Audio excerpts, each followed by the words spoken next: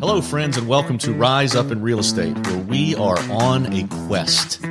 We are looking for the extra in the ordinary. And I'm Tad Fulford, and I will be your host on this journey where we will take an honest look at what makes ordinary people extraordinary. Exactly how can we be extra in our personal and our professional lives? In this season of the Rise Up in Real Estate adventure, there will be a monthly rhythm, meaning each month we will have 4 unique episodes. In one episode, we'll tackle a pressing current real estate industry thought. In another, we will chat with a local difference maker in the real estate space. For our 3rd episode, we will host a respected national thought leader. And finally, we will have a 4th bonus and surprise episode. And in each episode, we will be digging into not only what those people think, but who those people are. Along the way, it's my hope that you'll laugh some, you'll be challenged some, you will get inspired some, and if we are lucky, maybe even figure out a way or two you can rise up in your own life and be the best human that you can be. So the challenge is, let's all rise up.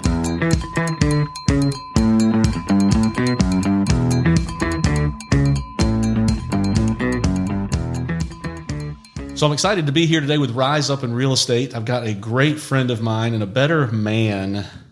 Oh, a little pun to start with. I didn't even mean to do that. Colin Stevens. Colin, you and I have been friends for several years.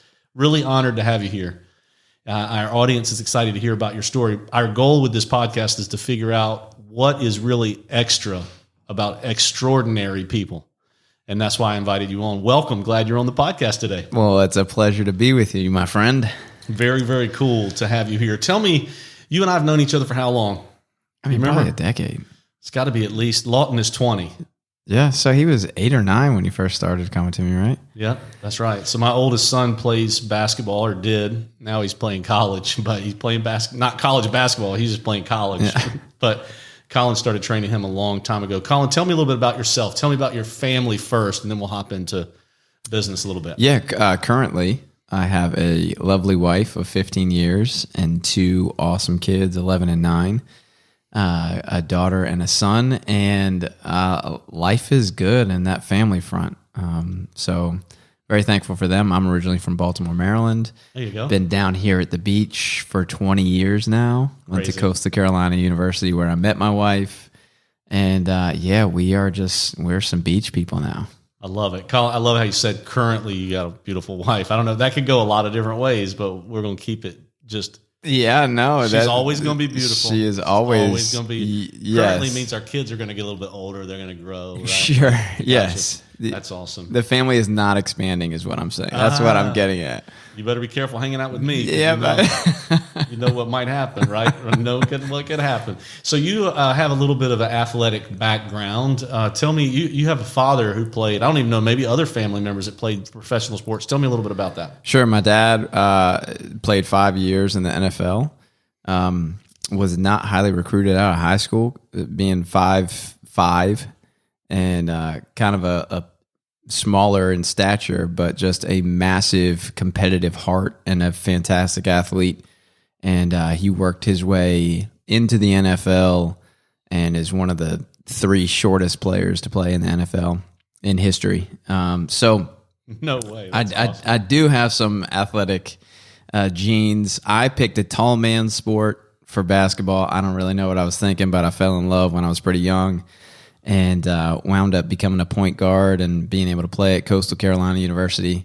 I, too, had to scrap to get there, walked on, and earned a scholarship. And then by the time I was a senior captain, and we had a 20-win season that year. And so very thankful to be able to play college basketball. And like I said, that's where I met my wife. She played soccer at Coastal Carolina University. So we've got 2 kids. We know they're not going to be very tall, but they are going to be fast. We believe that. So yeah, I have seen one of them be very fast already. Your daughter is amazing. I'll never forget watching you coach my son basketball, and I couldn't find your daughter. I don't know how old she was. She had to be like 7 or 8. And the next thing I know, I look over, she's on top of one of the basketball goals. I don't even know how she got up on top of there, but she did. She's something else. Yes, she is. She is quite the ninja of an athlete. And my son's a really good athlete too. So it's just, it's in the family. That's what we like to do for fun. What is Laura's maiden name for those listeners that are a diehard Coastal people? They'll probably know her and you from sports. I didn't think of that. Yeah. Laura Weiler. Okay. Laura Weiler from Lexington, Kentucky. She was a stud of an athlete, state champion in soccer. Probably the only one that they've had in 20 years. And she made some massive plays for that team. And it's really cool in Kentucky when they do a state champion, they throw all of them into the same pot. Okay. So it doesn't matter if you're public school, private school, it doesn't matter the size of your school. Okay. They take the best however many teams and they have a legit playoff for like the top team in Kentucky. So it's like the Kentucky Open. Oh, yeah. Kind of like the U.S. Open in golf. Exactly. Everybody can get in if you qualify.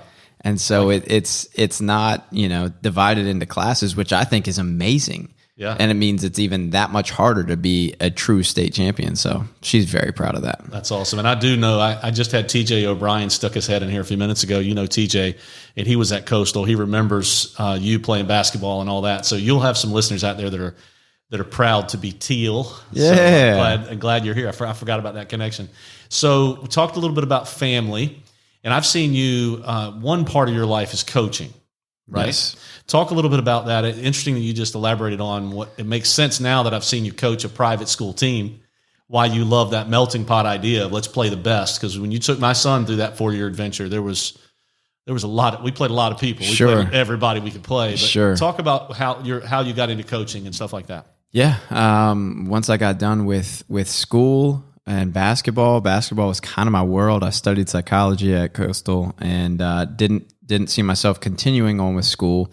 So I got into the banking world. My wife and I were engaged when I got done with school. So it was kind of like, okay, what's next? Like I'm going to have to make some money. So got into the banking world, and that was good to me for a few years. Was not what lit me up, which is fine. But I found something that did light me up, and that was developing players, developing athletes. And so started training players. Certainly Lawton was one of them, and many, many others. And I just found what seemed to be my niche. And so I've been training athletes for a long time, and I love development. I love seeing progress. I love working through the struggle and remaining positive through it. And so that's the coach in me. The road for me to become a college athlete was very difficult. But I wouldn't have had it any other way, because I feel like it molded me into somebody who can deal with some difficult times. And so I like being able to take the lessons that I've learned, or the lessons that great coaches taught me on my way up, and pass those down to athletes. And so that's how I got into basketball coaching. But I shortly began to realize that it wasn't just basketball or athletics that I enjoyed coaching, and it was just personal development. And so to me, coaching it's all parallels, and certainly stuff that you've talked about before. Yeah. So you guys, the listeners that are listening to this episode, pay close attention to the next 20 minutes, because this is like every conversation I have with Colin. It's not, we sit down and try to just shoot the breeze, like talk about nonsense, or, hey, the weather's cool, or, hey, how about the Knicks? But it turns into like trying to analyze why people do what they do, and what they do and how they do it. And it makes sense how your journey took you that way. Like, you're a great basketball coach, but my favorite thing about you was how you developed young men. And I've seen you with some high level athletes in that gym. Now, don't be shy. You train on all levels, right? All the way up to all the way to NBA. Sure, we've had pro leagues and all that. Yeah, we've had NBA pre-draft. Did that for 4 years. Connected with some agents, and they brought players to us who were training for the NBA draft. And one of the most notable that came through us was Garrison Matthews, who just signed a deal with the Rockets. Awesome. A little 4-year deal with the Rockets. And so I've got European players that come and train with me every summer. Some NBA guys coming to town, they'll connect with me and get in the gym. So, and then certainly have my youth academy that, so we've got little guys in there all the way through. So I kind of take a pride in being able to connect with a 6-year-old and for the love and the joy of the game, but also, a 26-year-old who's getting paid to play the game and takes it very seriously. So certainly an array of athletes that I do work with. And what separates a guy? I mean, you've probably run across a lot of guys like Garrison that may even be more talented than him. But what makes a guy like that get that contract? In your opinion, what is the one thing? Competitive edge. Okay. Certainly he's a really good athlete, 6'6". He can get up and down the floor. He's a shooter, so he's got good size for a shooter. But for somebody like that, it is the fact that he hates losing. Right. Hates losing. Yeah. I mean, I remember when we were going through a bunch of our workouts here prior to the draft, I mean, it was a high level of intensity and pissed offness. Right. If he lost. Yeah. And so that sort of edge, a lot of times those sort of people just figure out a way to win. Right. Because they hate it so much. I mean, think about the things that make you feel the worst. Right. Well, we do a lot of whatever we can to avoid them. Yeah, right. And so for a guy like that, losing is one of the things that makes him feel the worst. So he does a lot to avoid it. And he finds himself on a pretty good deal with the Houston Rockets now. Yeah. And I can see you're trying not to tell us what the deal is. You guys can go look at that up on Google if you want to. We'll let him share that news through Google. Yeah. It's interesting, though, that you talk about Garrison competing. I find it fascinating that guys like that compete at a high level everywhere they are. Like, that's practice. Those drills are just practice. Like, he's not getting paid for that. Sure. Right? He's not going to get a trophy or his name in the paper, but he doesn't know a different level. It's just that full on, right? Yeah, and there's some guys that say that they can turn it on and turn it off. There are very few incredible high-level athletes that can turn it on and off. And, I mean, you're talking like Michael Jordan, Kobe Bryant, right? Carmelo. That top 1% of the high-level professionals that can really turn it on and off. Most other guys, they have to be at the one speed because, if they turn it off, that might, you catch them at the wrong time and you might not be able to turn it back on.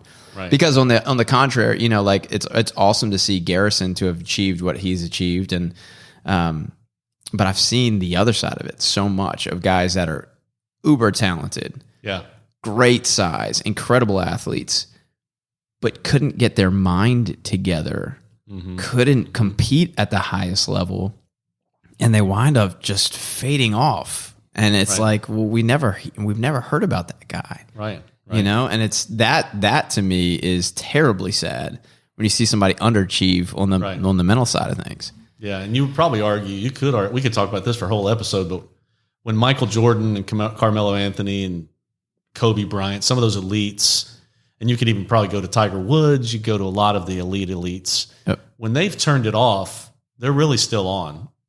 They're in control. They're in control of for sure. They turned the switch off. Nobody turned it off for them. Absolutely. And they know they can turn it back on. Absolutely. And they know, like, there's stories of Michael, like, making stories up in his mind that people were talking trash about him, or that, people were saying that he's not that good or whatever. He's, doing whatever he can in his mind to motivate himself to show up at the highest level. Yeah. And most other guys just accept not feeling good enough to bring it, and they're like, okay, I'll bring it next time. And this dude's like, no, I don't care if it's practice, I don't care if it's games. That's the ultimate level, being proactive. Like, most guys are reacting. He's creating his own competition in his own mind. I love that, and that came from that book you shared with me. Was it Tim Glover? Tim Grover, his trainer. Yep, it's called Relentless. It's a good book. You got to be able to hear the F word a little bit, but you get that book. That's a pretty good one. Yeah. I like that. So tell me, I love your mind is what I love the most. I mean, you're obviously a great athlete. You compete at a high level, but I love that. What I love most about you, Colin, is that you don't settle. You don't take what the world says and just kind of, I don't know if you got it from your mom and dad or if you've just been this way. Like, you don't just take somebody's word for it. You're going to test the things, right? And I love that. Talk a little bit about your book, the first one, and you're coming out with another one, and how your thought development is going in your life. Sure. So just a little bit about background. Mom and dad. My mom's white. My dad's black. They're in their 70s now. They're just about to celebrate their 50th anniversary in a couple of weeks. Unbelievable. But they'll never make it. being a biracial marriage, they'll never make it. That's what they were told 50 years ago. Yeah. And they got married kind of in the heart of racism in Kentucky, of all places. Yeah. So this is a time when my dad wasn't allowed into the same restaurants. Wow. He was one of 10 students that got integrated into an all-white school, one of 10 black students that got integrated into an all-white high school when integration started to happen. And so it was not in my blood to just take things as everybody else said. Okay, I like that. Because my mom and dad, my mom got kicked out of her house for it. My dad, he got shunned by his family at times until they, it's funny, when you really figure out who somebody is and you get close to them, it's like these things that these preconceived notions that we thought about that certain race or that certain people that believe this or those people who look like this. We have these stereotypes and these notions of people that are like that. And so we make it up in our mind who they are. And a lot of times we put our walls up and we say, oh, we don't like them because we don't know them. They're different than us. Right. And it's amazing when we get some proximity and we get close to somebody, we see that they're really similar to who we are. Right, right. And it starts to break down walls. So, there's an all-white high school who starts to get to know my dad and they realize this is the most lovable guy that you could be around. And he's so charismatic and fun, and he's got such a high level of honesty and integrity that, he just attracted people to him. And one of those was my mom. Mm-hmm. And so they have good relationships with their extended families now, which is fantastic. But they started off like, hey, we're going to do what we want to do. Right. We're not going to do what the government tells us we should do. We're not going to do what a certain religion tells us we should do. We love each other, and we're gonna go from that. So that leads into, I love writing. I wrote one book, Coachable, and it just kind of takes my grew up in the Christian church, so it takes my ideas and my understandings from the Christian church, and then certainly all the time that I spent developing and studying in basketball, and I just combine those two and talk about the parallels of what makes great players and what makes great people. And I firmly believe you can't become better in your career if you're not becoming a better person. Right. And so that was my first book. Yeah. And my second one that is very it's ready. Yeah. It's called Make Your Mark. And awesome. Like that. Totally. In my mind, they contrast each other in a way that my first book that I wrote is very agreeable. Mm-hmm, mm-hmm. It's very palpable. Right. There isn't much to snuff at or to I don't really take on hard topics. It's just kind of like, hey, this is some simple principles and formulas mm-hmm. to arrive at a certain destination. And then in this book, I feel like I take the gloves off, and I'm actually, being very honest about, my relationship with my wife and the difficulties that we've had, and certainly my thoughts on the Christian religion and my difficulties there, and then certainly with my basketball journey, my difficulties there, and all to hopefully inspire the reader, because I also talk about some very prominent people, Michael Jordan being one of those, Sarah Blakely, the owner of Spanx, mm-hmm. and Martin Luther King, Martin Luther. So we talk about some issues. We talk about race. We talk about religion. We talk about stuff that is not, there's really no right answers to.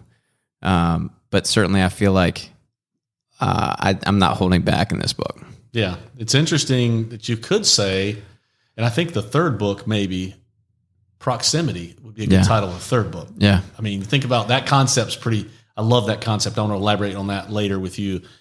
But it seems like you could even say coachability and making your mark could be opposites in a way. Like coaching to me is more like conforming, sort of. You're being coached by somebody, you're paying attention, but it can be both, right? Sure. So do you see a contrast there, or do you?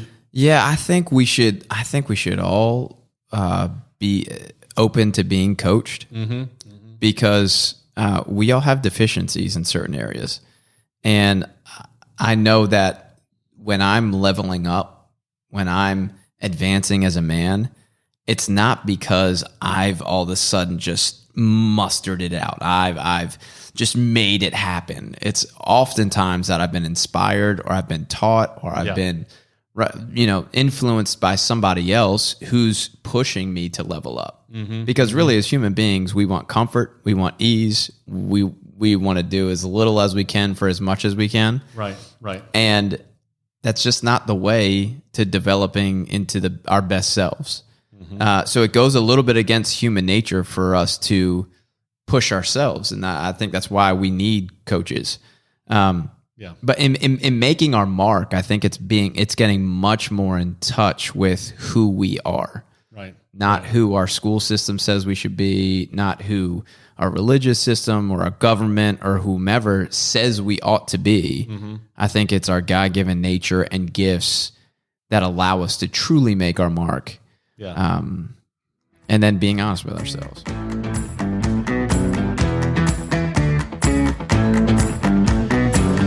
If you live or own property along the coast of South Carolina, you probably need insurance. We Insure Advocates is a locally owned independent agency with industry-leading service support. Our team of customer-centric agents can explain your coverage options and help you craft an insurance program that fits your needs and budget. Data-driven for better value, people-led for better service. That's the difference of we. For all of your property insurance needs, please find us at weinsureadvocates.com or call us at 843-491-6990. Yeah, we talked a lot. Man, it goes in every part of our lives, doesn't it? Where you can conform or you can be authentic. And I've said this for years.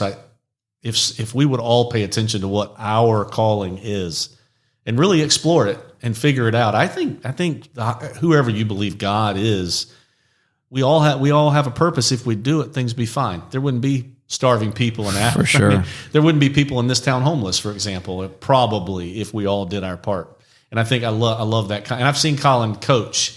I've seen him. It's not, hey, go do this, and there's no why behind it. You dig deep into why, and you push kids to figure it out. And adults, you just said grown men. Garrison, I've seen you push them in the gym. And it's about finding what is at the core.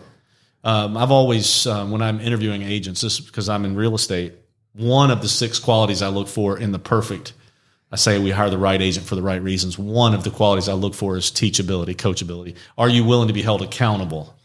If somebody says yes, they don't really know what that means until you get in there. But that's the whole thing about growth.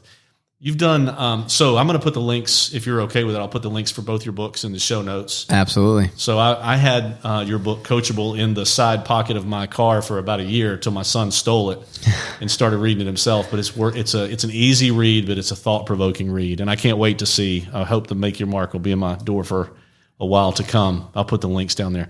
You also started a little group, if you don't mind me asking. You had the hat on today. Yeah.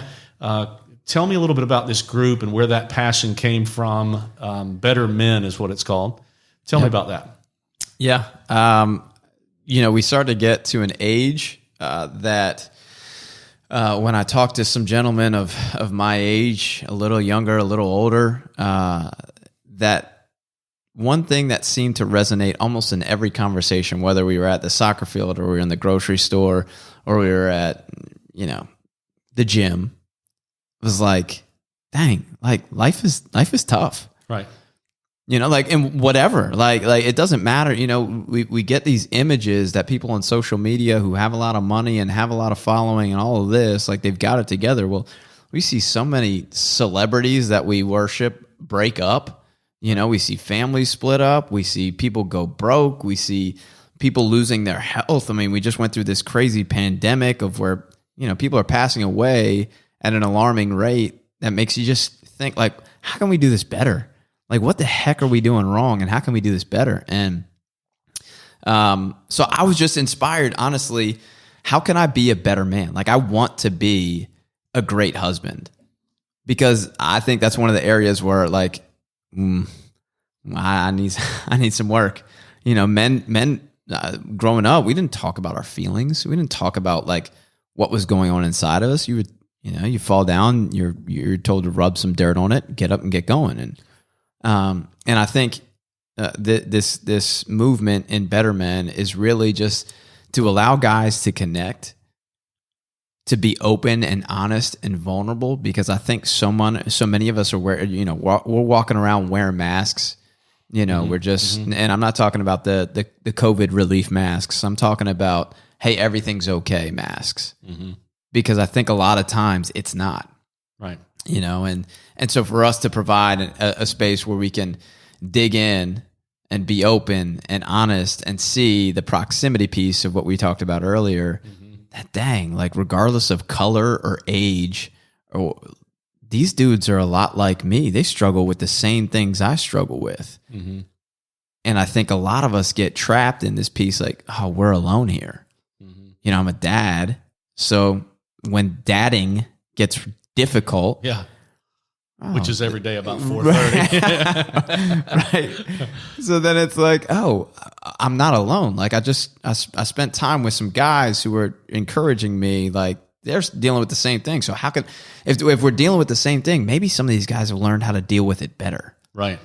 Maybe they're using that difficulty to propel them forward versus making them, you know, numb it or avoid it or do all the things that we do that don't help us get better. Yeah. You know, they feel good initially. So Better Men is really just like, hey, you know, let's get these guys together. Let's get connected.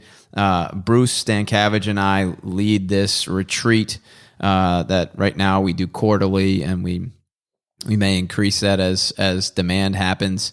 But it's like, hey, how do you level up? How do you become better? Yeah.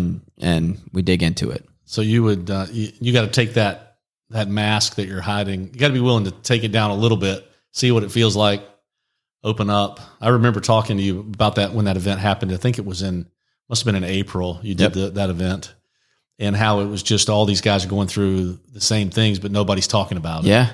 And isn't that why we're human beings? Isn't that why we're sharing this planet? Absolutely. To learn from each other. And I think they call that, it's called sympathetic empathy, I think, where you actually can learn from someone else's failures, and you don't have to fail. Yeah. If you pay attention, they can help you not go as far down as they went. Yeah. And I really appreciate your heart in that area. I think it's, if you want to contact Colin, I'll put all of his contact information down too for that event. I'm sure he would welcome. You don't have to be anything but a man, right? No prerequisites. No prerequits. No religious affiliation. No, height, it's not, weights, age, anything like that. Not a religious group. It is just a people. Like we all bleed. We look different. We believe different. We have different backgrounds and different upbringings, but we really are super similar. And so if we can just come together on that and you know, we put these walls up because we're told, like, growing up, hey, this is good, this is bad. So you stay on the good side. And then the other people, whatever, if they believe something different, they're bad. You know, because they're wrong, because we believe this. And I just think that's honestly just a bunch of bullshit to make us stay in that one lane. Right. And so if we can actually, you know, take down our mask. Yeah. When do you take down your mask, Dad? I mean, basically at home. That's about it. When you feel safe. Yeah. When you feel safe. Yeah. And so a lot of times we're going around as guys, you know, and we see people and they say, oh, hey, how you doing? Oh, yeah, things are good. Yeah, great. You know, just whatever you can do to just keep moving, right? Because we're told we should keep moving. We should be busy. We should be. I mean, if you're in a great career and you're crushing it, you're always busy, right? That's a thing. Right. And so we're told to keep moving. Yeah. All the while, we know we're lying to ourselves and we're lying to these people. They have no idea. Right. Because honestly, when we ask somebody, hey, how are you doing? Do we really want to know?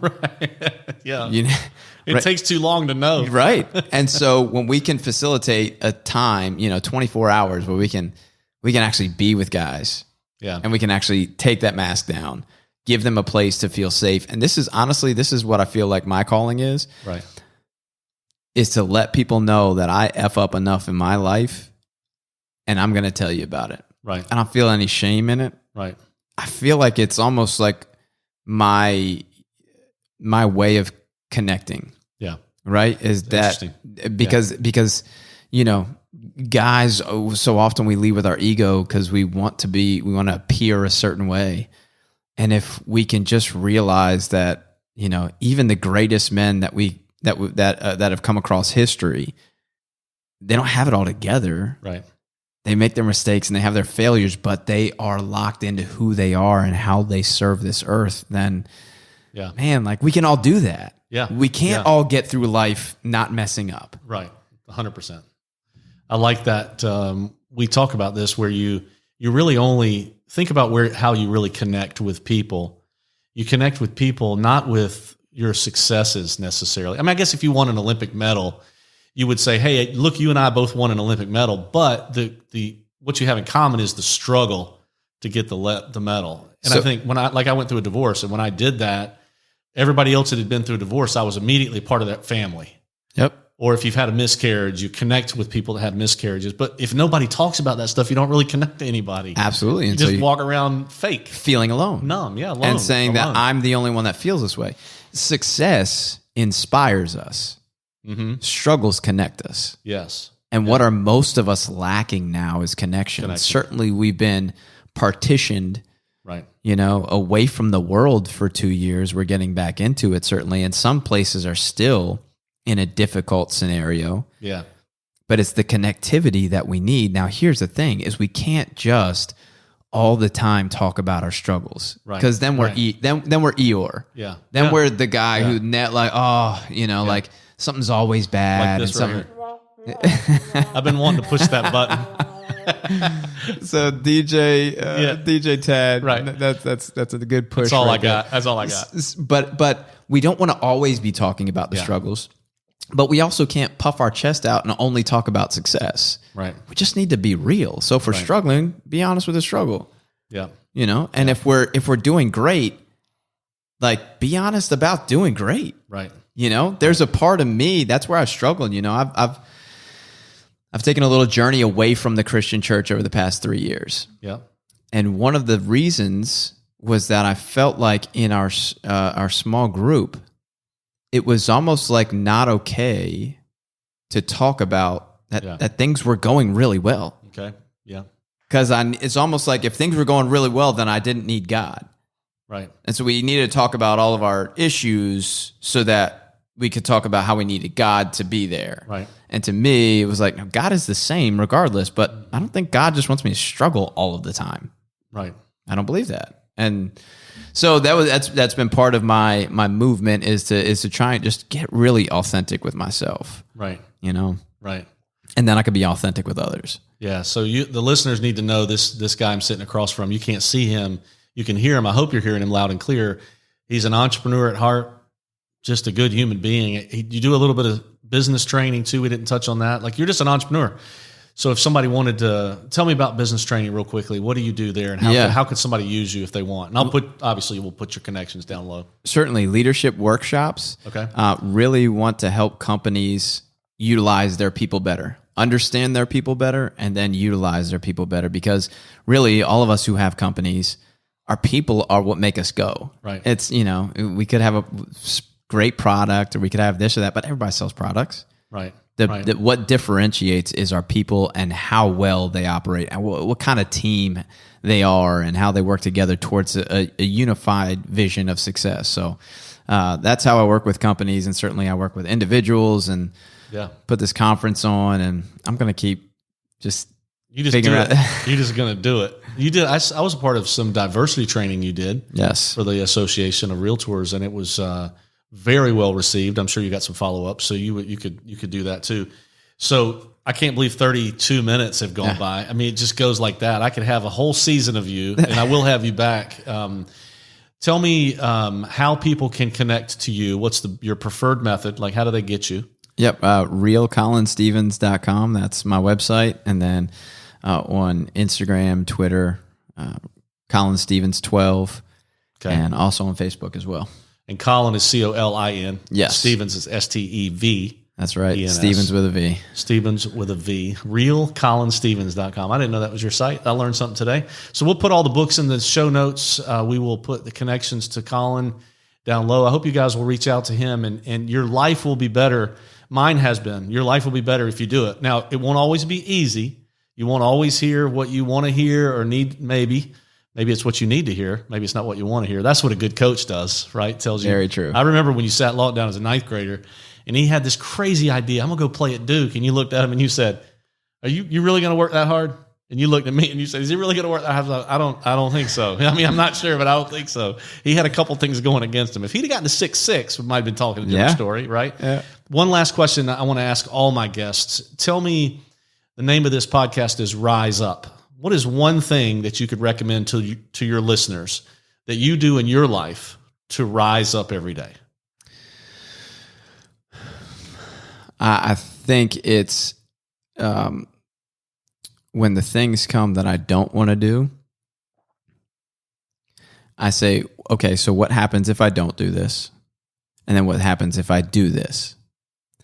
It could be a very hard conversation with my wife. It could be going to the gym and working out. It could be making the sales calls that I need to make. So what happens if I do this? What happens if I don't do this? And typically when I go to the, what happens if I don't do this? It comes to like sort of a pain point to where it motivates me to get it done.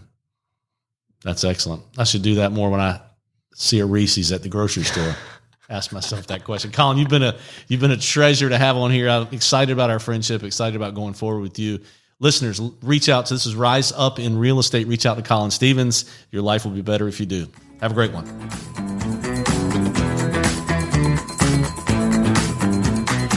Well, hey, that's a wrap, folks. Thank you so much for listening to Rise Up in Real Estate.